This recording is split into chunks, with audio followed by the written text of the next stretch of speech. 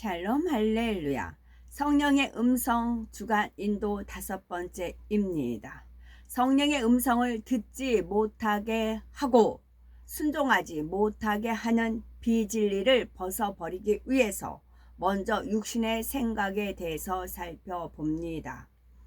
우리가 마음에 비진리가 있는 만큼 성령의 음성이 아닌 사단의 음성을 듣고 그 음성에 순종하게 되지요. 따라서 성령의 음성을 밝히 듣고 온전히 순종하기 위해서는 마음에서 비진리를 벗고 진리를 채우는 작업을 함께 해나가야 됩니다. 마음의 진리를 채우려면은 진리인 하나님의 말씀을 열심히 듣고 읽고 배워야지요. 그리고 무엇보다도 그 말씀대로 행해야 합니다. 물론 진리를 행하면서 마음의 진리를 채우면 반작용으로 비진리는 빠져나가지요. 여기에 비진리를 벗기 위한 구체적인 노력이 더해지면 비진리가 더 빨리 벗어져 나갑니다.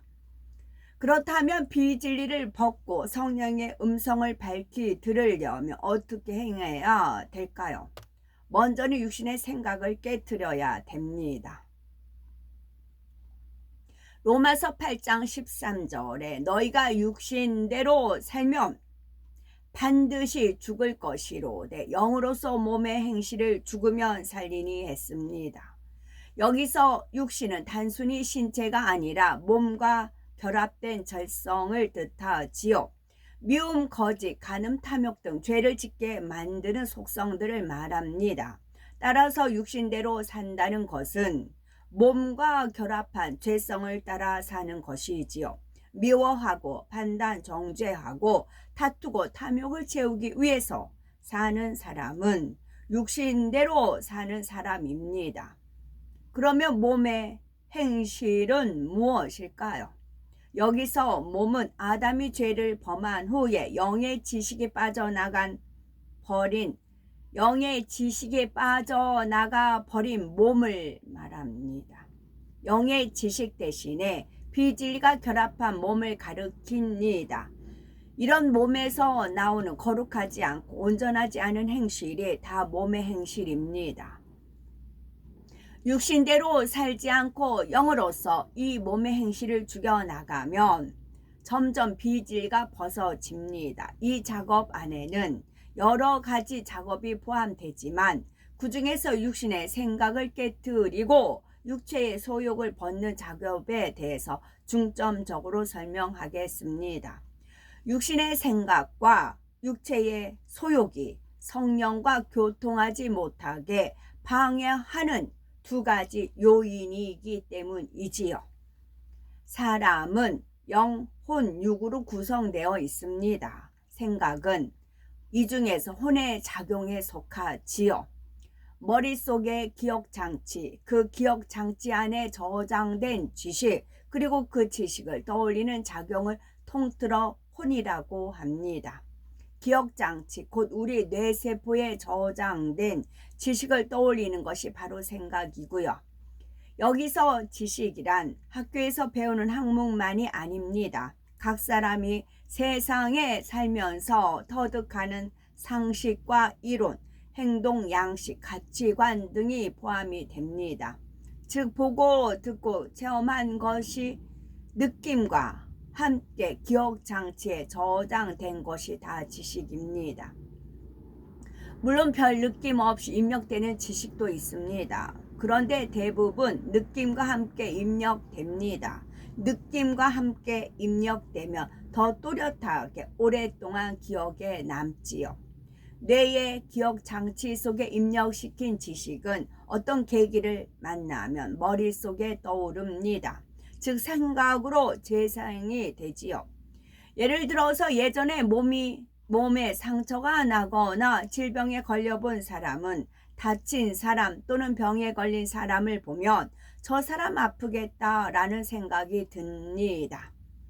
생각에는 크게 두 가지 종류의 생각이 있습니다. 하나는 영의 생각이고 다른 하나는 육신의 생각입니다.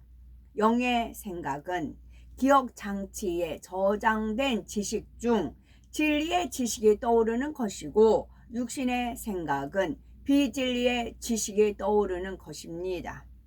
사람이 살아가면서 입력시키는 지식 중에는 진리의 지식과 비진리의 지식이 섞여 있습니다. 첫사람 아담이 죄를 범하기 전에는 영의 생각만 하였지요. 그때는 아담 안에 진리의 지식만 있었습니다.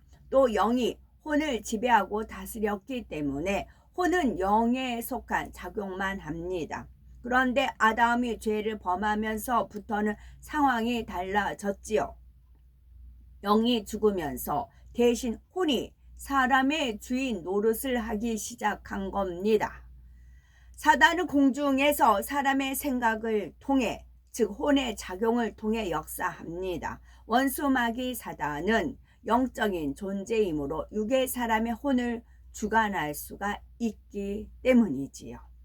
그래서 아담의 영이 죽은 후에 원수 마귀 사단은 사람의 혼의 작용을 통해 비진리의 지식을 심어주기 시작합니다.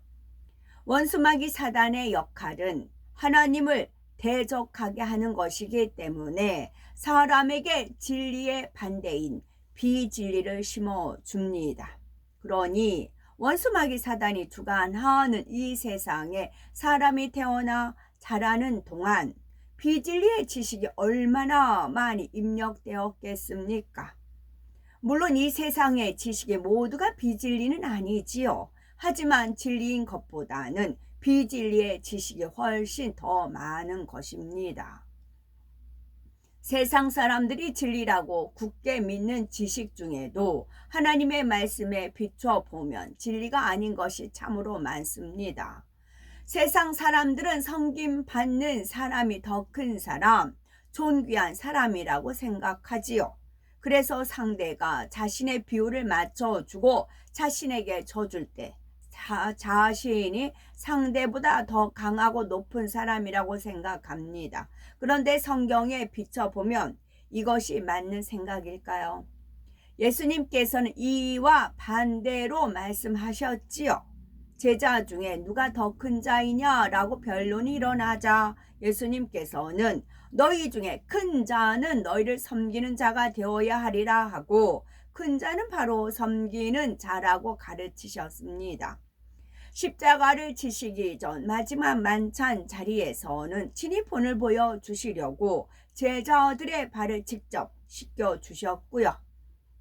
이렇게 세상 사람들이 진리라고 믿는 지식이 하나님 보시기에는 비진리인 경우가 많이 있습니다. 또 세상 지식 중에는 하나님을 부인하고 대적하는 지식도 많고요. 세상이 더 짙은 어둠과 악으로 물든 오늘날은 더 그렇습니다. 하나님의 말씀에 비추어서 내 안에는 어떤 비진리의 지식이 입력되어 있는지 잘 분별해야 됩니다. 즉 내가 어떤 육신의 생각을 하고 있는지 발견해서 깨뜨려 나가야 하는 것이지요. 육신의 생각은 하루아침에 벗어지는 것이 아닙니다. 성령 받고 영이 살아났다고 해도 영이 곧바로 혼을 지배할 수 있는 것이 아니기 때문이지요. 우리가 성령의 음성을 밝히 듣고 싶어도 원하는 만큼 밝히 듣지 못하는 이유가 바로 이것입니다. 영이 성장해서 힘이 강해지는 만큼 혼을 지배하고 다스릴 수 있습니다. 즉 진리에 속한 영의 생각만 할 수가 있는 거지요. 비진리는 다 벗고 영의 사람이 되면 그때는 육신의 생각이 떠오르지 않게 됩니다. 원수 마귀 사단은 끊임없이 어찌하든 비진리를 심어주려고 합니다. 그러나 마음에 비진리가 없는 사람은 영에 완전히 지배받기 때문에 비진리를 받아들이지도 않습니다. 이런 차원이 될 때까지는 진리만 보고 듣고 진리의 생각, 그 영의 생각만 하려고 노력해야지요. 예를 들어서 세상에는 남이 나를 한 대 때리면 나는 2대 때려줘야 한다라고 생각하는 사람이 많이 있습니다. 그것이 자신을 보호하는 길이고 정당한 일이라고 입력했기 때문입니다. 그래서 누가 자신에게 해를 끼치면 밉다, 어떻게 혼내줄까 이런 생각이 떠오르는 것이지요. 주님의 은혜로 모든 죄를 용서받고 구원받은 우리는 이런 상황에서 어떻게 생각해야 되겠습니까? 악한 사람을 대적하지 말고 오른편 뺨을 치면 왼편도 돌려대라고 하셨지 하고 어찌하든 이해하고 용서하려 할 겁니다.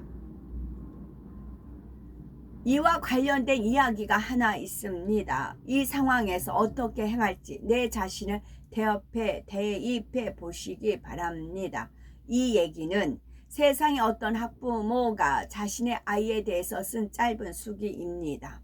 어느 날 아들이 유치원에서 얼굴에 상처가 난 채로 집에 돌아왔습니다.